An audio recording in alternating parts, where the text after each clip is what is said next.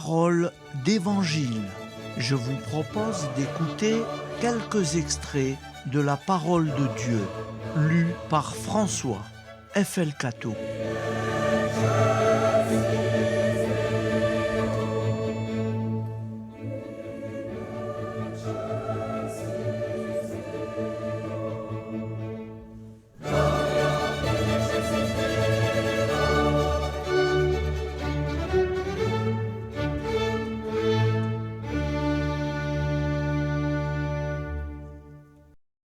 Je vous propose d'écouter un extrait de l'homélie du 20 juillet 2024.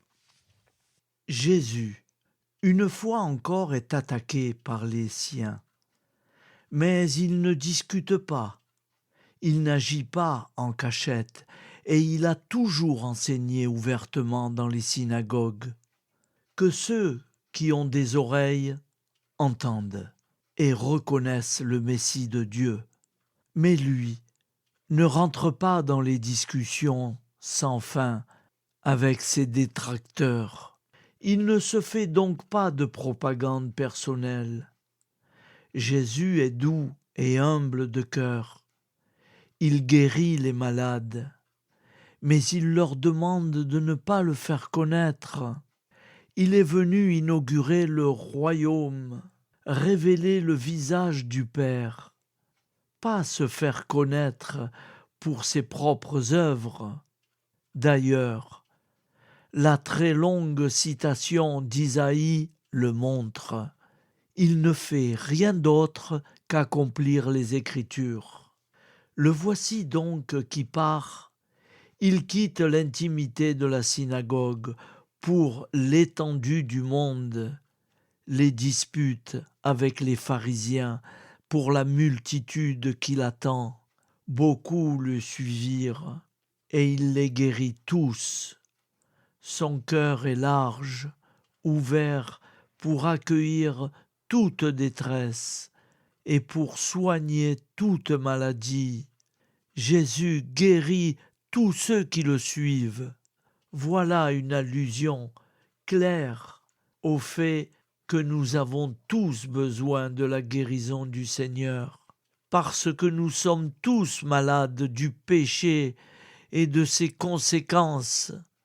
Mais voici le temps de l'accomplissement de la prophétie. Voici le temps du jugement. Voici le temps du salut. Ouvre nos cœurs, Seigneur, aux merveilles de ton amour. Nous sommes aveugles. Donne-nous de voir le royaume que tu fais advenir. Nous sommes paralysés. Mets-nous en marche sur les chemins de l'Évangile. Nous sommes sourds. Ouvre nos cœurs à ta parole. Fais en nous ce que tu dis, et nous vivrons. Acclamons la parole de Dieu. Louange à toi, Seigneur Jésus, au nom du Père et du Fils et du Saint-Esprit. Amen. Évangile de Jésus-Christ selon saint Marc. En ce temps-là, Jésus se mit de nouveau à enseigner au bord de la mer de Galilée. Une foule très nombreuse se rassembla près de lui, si bien qu'il monta dans une barque où il s'assit. Il était sur la mer, et toute la foule était près de la mer sur le rivage. Il leur enseignait beaucoup de choses en paraboles. Et dans son enseignement, il leur disait : « Écoutez, voici que le semeur sortit pour semer. Comme il semait, du grain est tombé au bord du chemin. Les oiseaux sont venus et ils ont tout mangé. Du grain est tombé aussi sur le sol pierreux, où il n'avait pas beaucoup de terre. Il a levé aussitôt parce que la terre était peu profonde. Et lorsque le soleil s'est levé, ce grain a brûlé et, faute de racines, il a séché. Du grain est tombé aussi dans les ronces. Les ronces ont poussé, l'ont étouffé, et il n'a pas donné de fruits.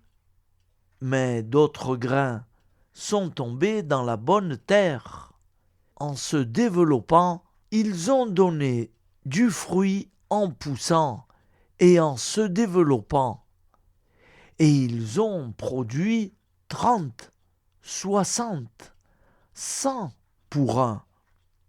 Et Jésus disait, « Celui qui a des oreilles pour entendre, qu'il entende. » Quand il resta seul, ceux qui étaient autour de lui, avec les 12, l'interrogeaient sur les paraboles.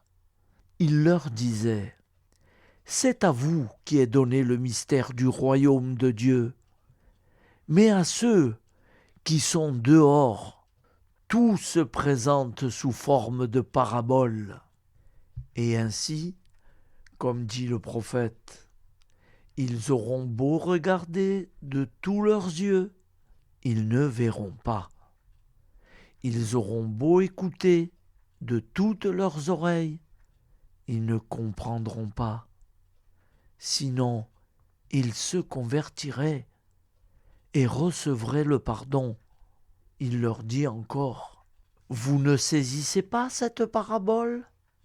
Alors, comment comprendrez-vous toutes les paraboles ? Le semeur sème la parole.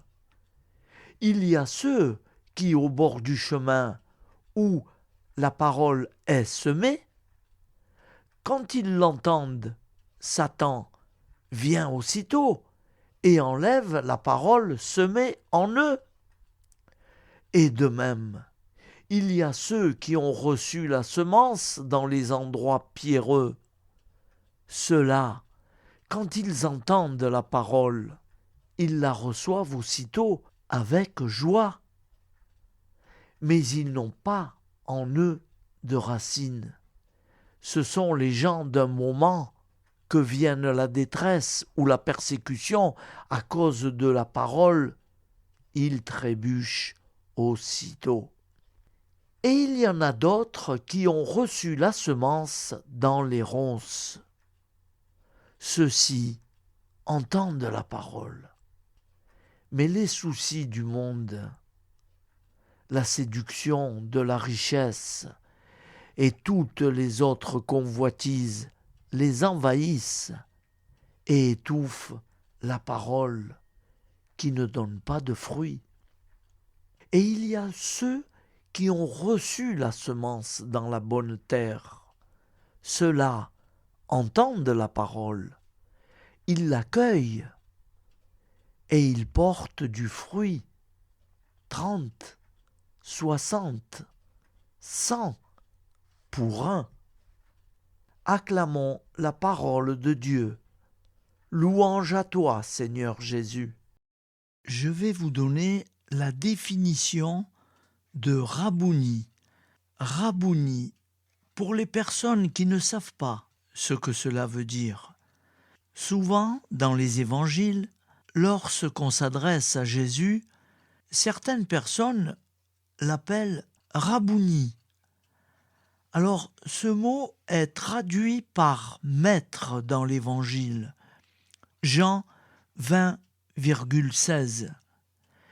Mais Rabouni est en réalité un diminutif de rabbi, mot hébreu signifiant le docteur, le maître ou celui qui enseigne. Jean 1,38. C'était une appellation respectueuse que les Juifs décernaient à leur chef spirituel. Lorsque rabbi est employé pour désigner un groupe de personnes, il qualifie des scribes ou des docteurs de la loi. Matthieu 23,7.